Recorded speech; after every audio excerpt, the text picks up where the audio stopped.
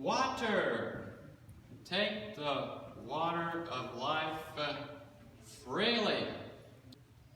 They had discovered that the highest mountain in the world was Mount Everest.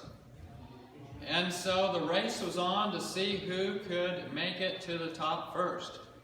The Swiss were definitely in the running.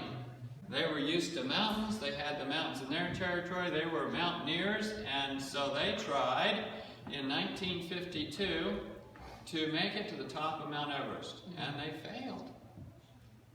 Well, other nations knew that the Swiss were not going to give up, but if they were going to make it there first, they'd better get in the running, and so the British Empire tapped into some of their resources, and they started a procession up the mountain in 1953, the same year that Queen Elizabeth II was coronated. And so they planned and they worked and they planned, and we know the story. The man that made it to the top was from New Zealand. He was a beekeeper, but as a child he climbed just about every mountain in New Zealand. He was just thrilled with the idea of getting on top of something. And so Sir Edmund Hillary and his guide, Tenzing, made it to the top of Mount Everest in 1953. It made him from being an unknown beekeeper to being a world-renowned mountain climber. But what made the difference? Why didn't the Swiss make it? Why weren't the Swiss able to make it, and here Sir Edmund Hillary made it to the top of the mountain? Well, the encyclopedia tells us that Sir Edmund Hillary, the first person to climb Mount Everest, attributed the success of his expedition during the last few days of the climb to an adequate supply of water. He carried more water than the previous ones, and if you look at the statistics, he carried quite a bit more water than the Swiss. Other expeditions attempting to climb had inevitably failed to drink or carry sufficient water. But why would water make that much difference? You know, when you're camping or packing, carrying water is a very heavy commodity. Well, let's look at why that would make a difference. To help us, we'll look at some work out of Harvard University. Dr. Pitts conducted experiments on athletes over 3 days. And here's what they did. The first experiment, they gave the athletes no water. And they checked to see how long they could run on this treadmill, which you see the athlete in right there, and see how long it was before the temperature of his body went up. Sort of up into what we might consider the dangerous range, 102. And so the athletes got on the treadmill and they ran and ran and ran, and guess what? 3.5 hours, their temperature had reached 102, and they stopped the athlete. You're now in the danger range. If you don't drink water, 2 to 3.5 hours is all the longer you can go on the treadmill. Then, the next day, they did an experiment. They changed the parameters. They had the athletes drink as much water as they desired. In other words, what they were thirsty for. And when the athletes drank as much water as they were thirsty for, okay, I'm ready for a drink, give me a little bit, they were able to continue much longer, almost doubling their time to 6 hours. And then their temperature went up into the range that was dangerous, 102. The third day, they changed the experiment. They said, okay, yesterday you drank X amount of water. Today, you have to drink as much water as we tell you to drink, and we're going to have you drink 30% more water than what you are thirsty for. And let's see how long it takes for your temperature to go on up into the high range. Well, they stopped the experiment. The temperature never went up. As you can see by the line there in the bottom, their temperature never went over 100 on their treadmill. Very fascinating. And so when Sir Edmund Hillary climbed Mount Everest, water is what kept him going, kept him in good shape, helped him to make it. You know, we could have learned this from the Bible, couldn't have we? Isaiah 44:12 says, "He drinketh no water and is faint." Okay, so drinking water keeps you from getting faint.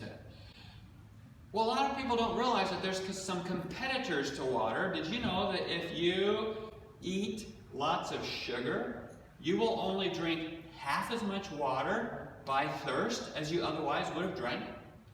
Sugar suppresses your thirst. And so when people eat more refined carbohydrates, more sugar, they end up being more easily dehydrated. Well, what should I drink then? I mean, I have all these wonderful things I'd like to drink. Juices and sodas and colas. You name it, what people like to drink. Well, can't I drink some kind of other thing that I don't like water? No. When you drink water, it actually raises your metabolism. It does things for you that any other drink with nutritive properties in it won't do for you. For example, for losing weight, drinking water raises your metabolism, so you're more likely to lose weight, whereas if you drink anything else, it won't do that. Well, how much water should I drink? How much water do I need? The U.S. Army decided to figure this out. I mean, they're quite considered an athletic adventure most of the time, though they're marching and so forth. And in their studies, they figured that the average person needs a certain amount of water regardless, just as a baseline. How much water? Well, for a man, 3.7 liters. That's nearly a gallon. Now, wait a minute, isn't that a little more than 8 cups? Well, it's a little more than 8 cups, isn't it? It's almost 16 cups. And so, what do we do with the old adage that you needed 8 glasses of water a day? Well, 8 glasses would be an improvement over the average American. The average American is dehydrated. 70% of Americans are dehydrated. And so 8 glasses is an improvement over that, but really for the scientists looking at water losses, you lose more than that. And so how much should a woman get? According to the U.S. Army, 2.7 liters. Well, that's on a normal average day. But if you look at a chart, the higher the temperature goes, and I don't know if my arrow goes up here. Yeah, the higher the temperature goes, the more you need water and more active you are. If you're sedentary down here at the bottom and the temperature is somewhere around 77 degrees, you might need 4 quarts of water. But if you're very active, that number goes up. And if you don't keep up on your water, then you get too hot, then you get heat stroke or, big problems. So water is very important. I guess we're making that point. You need your water. And just the Bible text here. And ye shall serve the Lord your God. Excuse me. Guess I need my water. It's down there.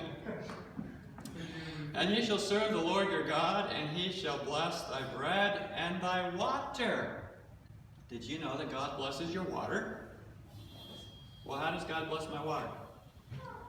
We're told that in the Garden of Eden, when man sinned, he was no longer entitled to drink the water, eat the food, or even breathe the air. Oh, thank you. There's my water container. I always keep this with me.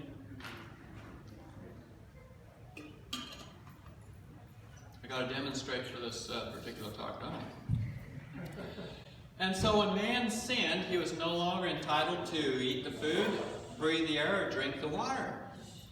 But Jesus, being the Lamb slain from the foundation of the world, promised that he would die for man, and so man could eat the food, breathe the air, and drink the water. And in Desire of Ages it says, the cross of Calvary is stamped on every loaf of bread. It is reflected in every spring of water. So your water is blessed. And, well, we could say our water is holy water. Well, we don't like to say that in our tradition because of some other traditions that have a little pot of water at the back of the church and everybody has to dip in the holy water. But our water is special. It is blessed. And so you can think of your water as blessed and thank the Lord for your water. Now, there's a few things that happen when you get dehydrated that aren't real good for you. One of those is that your blood pressure goes up. Why does my blood pressure go up if I get low on water? Well, here's the way it works. It's very interesting. the volume of liquid in your blood vessels gets low, and so your brain starts getting dry. Now, dry brain isn't good. And maybe you know some people with a dry brain, I don't know. But, okay, dry brain. And so the blood vessels all tighten up. Down here they tighten up in the legs. They tighten up in the torso. They tighten up in the arms, just to get the blood to go to the top of the head. And so all the blood vessels tighten up. The next thing that happens is your heart beats a little faster to get the blood to go to the top of your head because you haven't drunk enough water. And so you go to the doctor and he checks your blood pressure and he puts the cuff on there and, oh, you got high blood pressure. Well, I want to start easy with you. I don't like to start new hypertensives on hard, difficult medication, so I'm going to give you a water pill. Wait, what's a water pill? It makes you pee more. Well, why do I want to pee more? Because people don't have any water in their body certainly have low blood pressure. Oh, okay. All right, so water pill. Oh, because I didn't drink water? Well, then you go home and the blood vessels tighten up further in your legs and arms and trunk, and your heart beats a little faster. You go back to the doctor, he checks your blood pressure again. Oh, I was hoping a water pill would work for you. Your blood pressure's still high. Well, I guess I'll have to start you on the next pill that's important, and we're going to start you on a beta blocker. What's a beta blocker do? It slows down that heart that's pumping so fast because you don't have any water in your system. Oh, okay, so now I got 2 pills. And I go home and the blood pressure's still high. Doctor checks the blood pressure. Oh, it's still high. Well, I guess I'll have to start you on a 3rd pill. It'll have to be a calcium channel blocker. What's a calcium channel blocker do? It relaxes all those blood vessels in your arms and legs and torso that are trying to get the blood to the top of your head. All because you didn't drink any water. I was at a camp meeting. I was down there in Arkansas camp meeting and giving a talk on blood pressure and drinking water. And the lady on the front row says, "That's it." And I said, "Really? What do you mean?" She says, my mother called me last week. She says, "Nancy, my blood pressure's 200/100. What shall I do?" And Nancy says, "Mom, take it easy. Drink 3 big glasses of water. I'll be there in 45 minutes and I'll check it again and we'll just see if it's still high." 45 minutes, she went over there. Her mother drank her 3 glasses of water. Her blood pressure was down in normal range. I'm not saying all high blood pressure is a dehydration, but you need to drink your water, and you need sufficient water because when your brain's dry, it hurts. And we call it headaches. And people who have headaches, I've had a lot of people, if we just give them water, they get over their headache. I had a principal who, when a child would come to his office with a headache, he'd say, "Okay, you've probably just been drinking sodas, which dehydrates you. Go down to the drinking fountain, drink there for 10 minutes, and come back to my office and see if you still have your headache." Most of the time, it cured the problem. I mean, do pain pills fix dehydration? No. But aren't pain pills for headaches? No. How about your cartilage? So between all your bones, like your knees, which I have pictured here, a knee, is the stuff we call cartilage. It's sort of like linoleum in your kitchen, sort of spongy and smooth, and when it gets wet, it gets slick. Well, cartilage is supposed to be wet and slick, and it's supposed to have water in it. The water is there, well, between the cells. It's 65 to 80% of the actual cartilage is water, and it's there to be a shock absorber. It's there to lubricate the surface so it's slick, and it's what carries nutrients from blood vessels into the cells of the cartilage. So if you get dehydrated, your cartilage is no longer slick, it gets rough. If you get dehydrated, it no longer is spongy and a good shock absorber. When you get dehydrated, it no longer nourishes the cells in the cartilage and you get arthritis. Pain and stiffness. Same thing can happen in your spine as well. Here's an MRI of a spine. This is somebody standing like I'm standing with tailbone down here in the middle of the back there. And on this MRI, white is water. And so here's a bunch of water around the spinal cord right there. And then you see some bones with discs in between. There's a normal disc with the arrow to it. It's white. And if water's white, then the disc has water in it. And that's good, and it makes it spongy, and makes it good for not hurting. But notice there's 2 discs below that are black. What do they not have in them? Water. So this person hasn't been drinking enough water. Might be having some other problems. And so a lot of back pain is due to dehydration. So I tell my back pain patients, get a gallon of water and finish it by the end of the day. And the sooner in the day you finish it, the less you'll be peeing at night. And so dehydration makes it so that you can't get nutrients to the cartilage cells. It makes it so acid accumulates in the cartilage cells. It makes it so that the cartilage cells suffer for lack of oxygen. So drinking water helps your joints. Drinking water helps your thyroid hormones. People who don't drink enough water have more trouble with their thyroid. And so hydration makes it so your thyroid cells can make better thyroid hormone. It makes it so your blood can carry the thyroid hormone to the different parts of your body. There's all kinds of diseases that water makes a difference in. How about kidney disease? Oh, wait a minute. All your kidney patients, you tell them to quit drinking water because you have a water problem. Wrong answer. Really, water is a safe, natural diuretic. You drink more water, you pee more. So I tell my kidney patients, some of which we've gotten off of dialysis, drink more water. Oh, we're careful about how much to tell them, but your kidneys want to filter water, not mud. What's mud? Well, that's very thick blood that needs more water. You know, if things get thick, it's very hard to filter. And we tell our kidney patients, don't drink anything but water because you're going to make mud in your blood vessels. So you drink liquids such as juices, smoothies, soups, and it just puts more work on the kidneys. And liquid meals, your kidneys are what's going to have to filter out all those strange things. And so you want to keep your water not with your meal, but separate from your meal. You want to drink your water between meals, so you're well hydrated between meals, and then you can have your meals digest well without the water. It's best to take your water 30 minutes before meals or 2 hours after a meal. And it's good to schedule your water if you want to be really successful. I tell my patients, when you get up in the morning, drink your first quart of water. Then mid-morning, another quart. Mid-afternoon, another quart. It helps to have a schedule.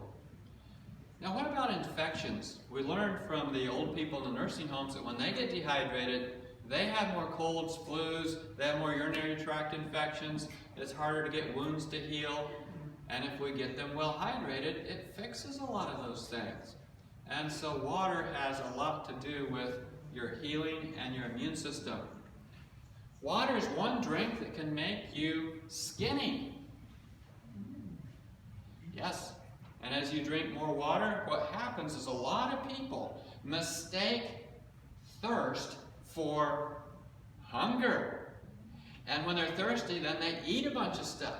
And it doesn't satisfy the thirst, but it gains them weight. And so beware that if you're drinking no water and you're eating a lot, you could be gaining weight. Another disease that water helps out with is cancer. A lot of times cancer results from too many toxins building up in your body. Your body has a number of ways of getting rid of toxins. You breathe out some toxins, your kidneys take toxins out, your liver can get rid of toxins, but one big important organ for getting rid of toxins is your skin.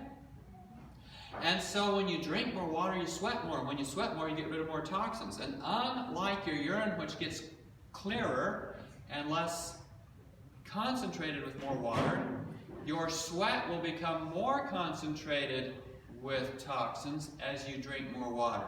And so it's an important part of getting rid of toxins. Yeah, but we don't like to sweat. We're modern people. We're refined people. Whenever we sweat, we get out cans of deodorant. We got to smell good. Well, so much for modern age, huh? Now, does anybody here remember what Alzheimer's is? Oh, yeah. Well, and remember this along with Alzheimer's, good hydration improves your memory. People who get dehydrated don't remember very well. And so intelligence is dependent upon your hydration status. On the other hand, the less you drink, the more likely you are to get dementia as time goes on. So start off the day with good hydration, drink plenty during the day, and it makes a difference. I mean, another neurodegenerative disease that's associated with dehydration is Parkinson's.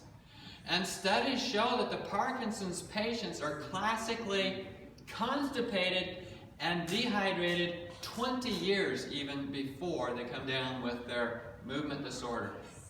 Very fascinating. So if you're always constipated, and yes, constipation is related to low water intake, you might be headed for this disease. Another disease of the mind is a stroke.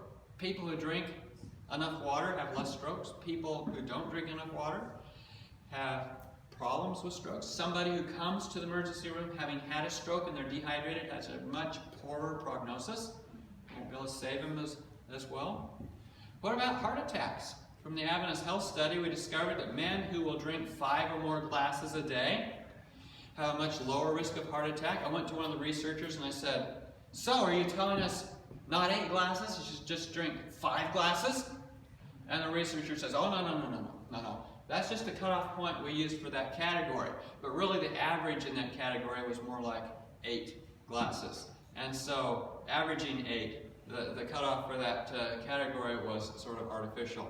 And so yes, keep up with your 8 glasses, and I'm saying more. I'm saying more based on good information. Another disease that's highly impacted by whether you drink water or not is diabetes. I mean, you can lower your blood sugar by sheer dilution just by adding more water. But it's also true that drinking water is one of the few things that's been shown to reverse diabetic peripheral neuropathy, that pain or numbness in the hands or feet that diabetics suffer with. It's an important part of recovering from diabetes.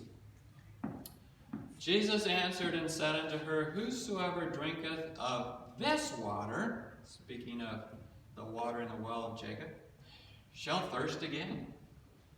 But whosoever drinketh of the water that I shall give him shall never thirst. But the water that I shall give him shall be in him a well of water springing up into everlasting life. Isn't that the kind of water we want? Amen. Well, one of the last hospitals I practiced at was up in Maine. The CEO of the hospital was upset with the staff.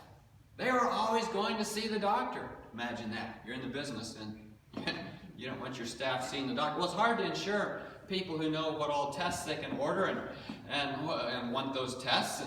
And so it was very expensive, and insurance premiums are going up. And so he came to the wellness department and he said, what are we going to do? Everybody's going to the doctor. And so the wellness nurse said, I have an idea. Here's my idea. I want you to put free bottled water in all the break rooms for a whole year. And let's see what happens. He says, wow, okay.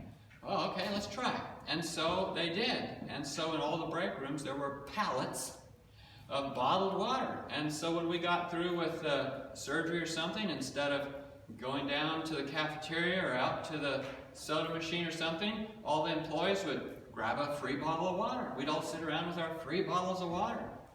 It cost the hospital $25,000 to keep free bottled water in all the break rooms.